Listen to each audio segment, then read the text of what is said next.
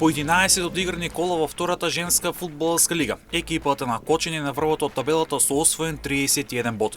Екипата предводена од Оливер Јовановски е единствената која нема претрпена пораз, односно има учинок од 10 победи и 1 реми. Воено Кочани го има најефикасниот напад со постигнати 85 гола, а пак втор најдобар напад има Вардар со 74 гола. Одбраната на Вардар е најефикасна со 7 примени гола, а на Кочани е втора најдобра одбрана која има примено 8 гола. На второто место е Вардар, тим кој има 28 бодови на своето конто, а пак Биледен извор е трет со 25 бодови на своето конто. По овие две екипи ќе ја водат борбата за второто место која води кон баражот за можен влез во првата женска фудбалска лига. Порече сега е на четвртото место со 16 бодови, откако во претходното коло ја доби Плачковица во Радови со минимални 0-1, со што сега Плачковица е пета со 13 бодови.